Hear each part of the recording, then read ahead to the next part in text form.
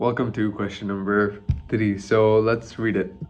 How did your production skills develop throughout this project? So to begin the answer with that question, I personally gained a lot of proficiency in softwares such as Photoshop, CapCut, DaVinci Resolve, Filmora, Fade-In or Blogger, whatever.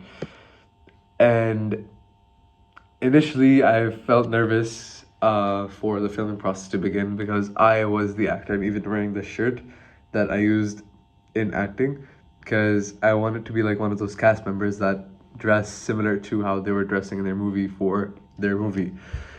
But yeah, I was very nervous about filming because I didn't know if they would capture me in the required shot. So I personally, even though I was not the cameraman, I have experimented a lot with, well, camera shots like bird's eye view, high angle, low angle, extreme, long shot, whatever, you name it. So there were a lot of various variations of the camera angles and shots that we did for our film. And initially I was really nervous as an actor because I've never really done a job for acting or done acting before. So I tried to do the best that I could and I performed well, I think. But the thing is that I had to adapt to the process of learning and to remain composed and flexible, so that really helped. And I developed a lot of creative ideas during filming, and that led to more efficient decision making.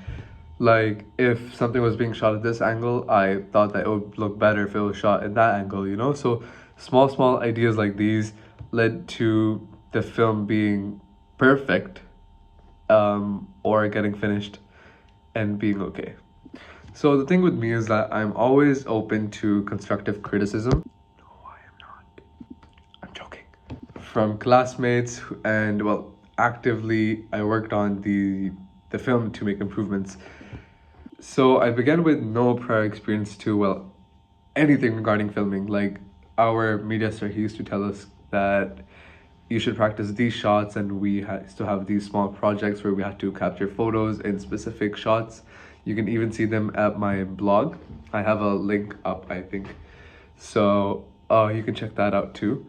Like we practiced the bird's eye view, the worm's eye view, high angle, low angle, establishing shot, everything. I practiced it with that, and slowly with all this practice, I applied them in our film and it ended up good. But the thing is that even though I was not the cameraman, I have experimented with cameras for the filming with a test subject actor who we were capturing so that I would know that what position would I want to be captured in and what position would it look good in. So the initial shots were not too good, but through the critics from our media sir, I slowly improved and asked the cameraman to improve as well and did a better job in acting.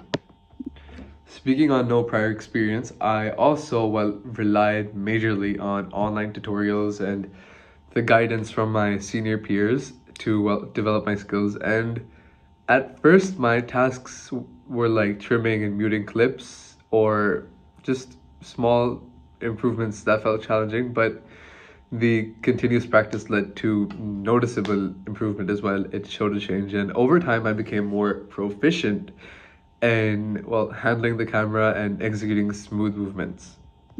There were so many repeated mistakes, but through persistency, I would say, and multiple revisions of practice, I helped refine the final output. So we explored different soundtracks and carefully selected the most fitting ones to enhance the overall impact. Like if we were closing the gate, then we needed the sound of the gate specifically.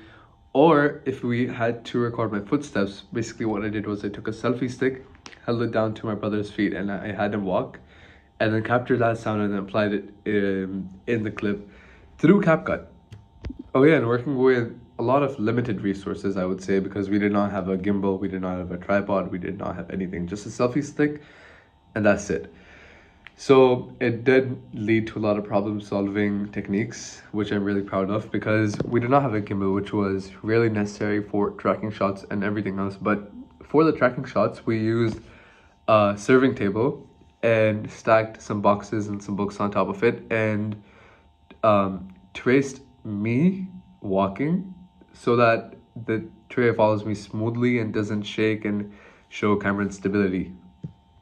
And to also get the establishing shot that you see from that corner right there to over there, where I was playing the video game, we basically stacked two side tables and stacked a stool on top of it, that stool right there, and put some books on top of it as well to give it that really high angle look.